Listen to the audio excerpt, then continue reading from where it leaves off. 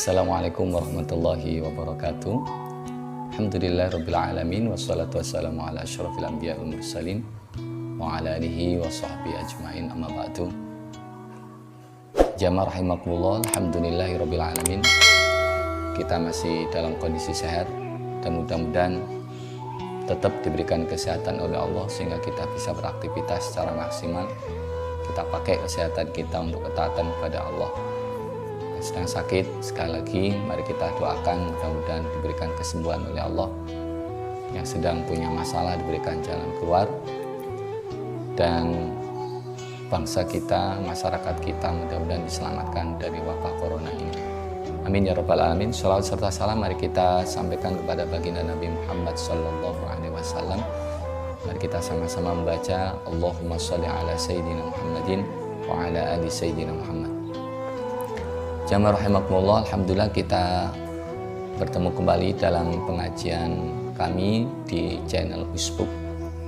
Mudah-mudahan pertemuan kami atau pengajian kami ini benar-benar diridhoi oleh Allah dan diberkahi oleh Allah, sehingga apa yang kami sampaikan membawa perubahan buat diri kami pribadi dan juga buat yang menyaksikan video ini. Dalam kesempatan kali ini kami akan membawakan sebuah tema tentang malu, anjuran Rasulullah agar kita memiliki sifat malu. Ini tetap kitabnya kita ambilkan dari kitab Riyadhus Shalihin yang dikarang oleh Syekh Al-Islam Muhyiddin Abi Zakaria Yahya bin Syaraf An-Nawawi atau dikenal dengan Imam Nawawi. Sebelumnya mari kita berdoa, mudah-mudahan guru-guru kita dan mu'aliful kitab benar-benar mendapatkan jariah dari ilmu yuntanfa'un fi, ilmu yang kita manfaat, ilmu yang bermanfaat, dan mudah-mudahan mereka semuanya guru-guru kita ditempatkan di surganya Allah. Amin ya rabbal alamin. Dan kita yang sedang mengkaji ilmunya diberikan bimbingan untuk bisa mendapatkan ilmu yang manfaat barokah.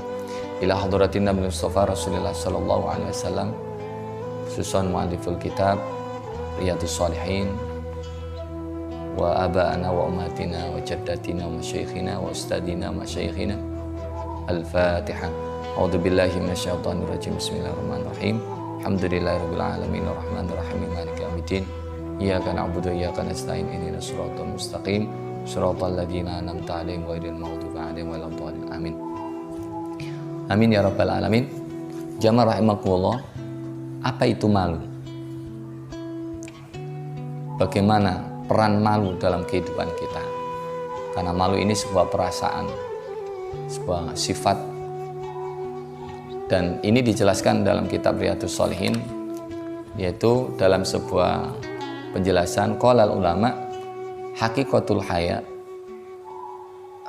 hakikat dari malu itu khulukun yab'atsu ala tarkil qabi, yaitu sebuah sifat yang membuat dirinya meninggalkan kejelekan. Dari malu untuk melakukan kejelekan. Ketika melakukan kejelekan yang bersangkutan itu ada sifat malu.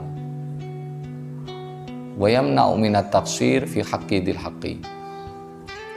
Jadi ada keengganan untuk melakukan suatu tindakan yang tidak sopan atau sifat yang tidak baik, yang rendah.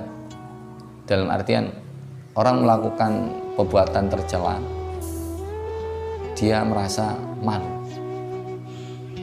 Jadi ini kategori barometer malu itu sendiri. Jadi malu dalam, bukan malu melakukan kebaikan, tapi malu ketika dia melakukan kejelekan. Warawaina an Abi Al-Qasim Al-Junaid rahimallahu ta'ala, al-haya'u, malu itu adalah ru'yatul ala ay an-ni'am. Malu itu adalah melihat sebuah kenikmatan, wa ru'yatu taqsir, kemudian melihat kekurangan, fayatawalladu bainahuma halatun tusamma haya. Dari ketika melihat kenikmatan dan kekurangan itu, di antara keduanya itu akan melahirkan sifat malu. Jadi ketika merasa bahwa nikmat yang diberikan Allah begitu banyak pada diri kita, sementara kita kurang bersyukur, maka muncullah di situ sifat malu. Jamaah rahimakumullah, lantas seperti apa anjuran-anjuran Rasulullah dalam hadis-hadisnya tentang malu itu? Mari kita bacakan beberapa hadis yang ditulis oleh Imam Nawawi dalam kitab Riyadhus Shalihin ini di halaman 325, babul haya wa fadlihi wal hasu ala takhalluq bihi. Jadi bab tentang malu dan keutamaannya. An Ibnu Umar radhiyallahu anhuma anna Rasulullah sallallahu alaihi wasallam marra ala rajulin minal ansar wa huwa ya'idu akhahu fil haya. Pada suatu hari, ini yang diriwayatkan oleh Ibnu Umar radhiyallahu anhuma, bahwa sesungguhnya Rasulullah itu pada suatu hari pernah berjalan, di situ melewati ada orang Ansor, sahabat Ansor, sedangkan dia wa ya'idu akhahu fil haya, sedang menasihati saudaranya yang pemalu. Kemudian Rasulullah bersabda, faqala Rasulullah sallallahu alaihi wasallam, da'hu, tinggalkan dia, biarkan sifat malu itu, fa innal haya minal iman, karena sesungguhnya sifat malu itu sebagian daripada iman. Kita garis bawahi, malu sebagian daripada iman. Maka coba kita tengok, semakin tebal, semakin besar kualitas iman seseorang, maka otomatis dia semakin besar pula rasa atau sifat malunya. Dalam tanda kutip yang dimaksud dari awal, malu ketika dia melakukan kedurhakaan kepada Allah, malu ketika dia melakukan kemaksiatan, malu dia ketika melakukan kejelekan. Kenapa? Karena iman ini. Jadi coba kalau kita hubungkan al-imanu yazdatu wanqus, iman itu bertambah dan berkurang. Dalam hadis yang lain, la yasriku sarik hina yasrik fahuwa mu'min. Orang yang mencuri itu ketika melakukan pencurian dia tidak beriman. Makanya orang mencuri itu dia tidak ada rasa malu, dan ketika dia tertangkap, apa yang dia rasakan? Malu. Malu apa? Malu kelihatan orang lain perbuatan yang jelek itu. Maka di saat dia melakukan kejelekan, imannya sudah tidak ada, sehingga malunya juga ikut hilang. Tapi ketika sudah diketahui orang banyak, baru malunya muncul karena imannya muncul. Ini korelasi malu dan iman ini sejalan sebanding. Maka coba kita koreksi diri kita, seberapa iman kita, maka seberapa itu pula sifat malu kita dalam melakukan kejelekan. Jamaah rahimakumullah, di sini letak bagaimana bahwa memang malu itu sebagian daripada iman. Sederhana sebenarnya, sama dengan saudara kita yang perempuan. Menutup aurat itu adalah perintah yang dianjurkan oleh Allah dalam Al-Quran dan dianjurkan oleh Rasulullah dalam syariat-syariatnya. Kenapa? Karena aurat itu aib. Aurat itu sesuatu yang kalau dinampakkan akan menjadi sesuatu yang aib. Kehormatan seorang wanita itu di auratnya itu. Maka orang yang beriman, dia akan senantiasa menutup auratnya karena menjalankan perintah. Ketika auratnya terbuka, maka muncullah sifat malu.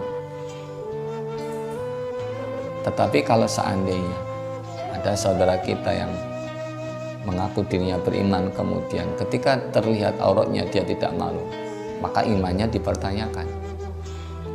Seberapa besar imannya sampai dia tidak punya rasa malu ketika melakukan kedurhakaan atas perintah Allah, ketika melakukan kemaksiatan, kenapa dia tidak malu? Maka di situ pula imannya akan terkikis. Maka secara normal, secara nurani, siapapun wanita ketika terlihat auratnya, maka dia punya sifat malu. Tapi karena sudah terlanjur terbiasa, akhirnya sejalan dengan waktu, iman itu akan semakin luntur, dan sehingga malu itu juga akan semakin hilang. Akhirnya tidak punya rasa malu.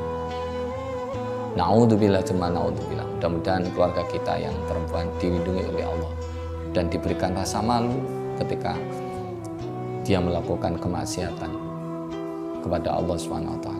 Nah, malu ini kalau seandainya diniatkan hanya untuk sebatas karena memang manusia, ini hanya akan terbatas ruang dan waktu. Tapi kalau malu itu karena Allah Subhanahu wa Ta'ala.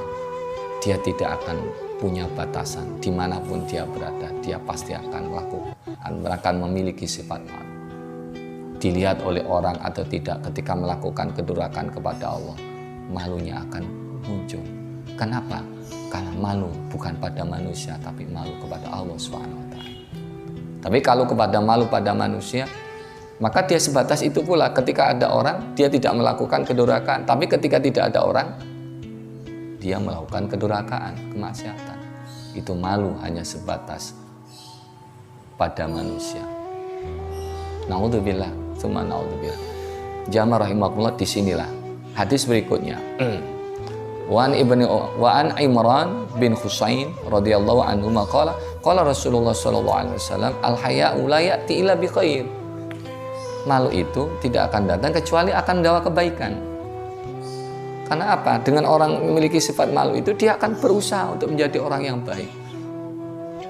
Betapa nikmat yang diberikan Allah pada kita itu berkata banyak besar, betapa tidak terhingganya. Tapi sejauh mana ibadah yang sudah kita berikan kepada Allah, kita persembahkan kepada Allah, kita malu kepada Allah.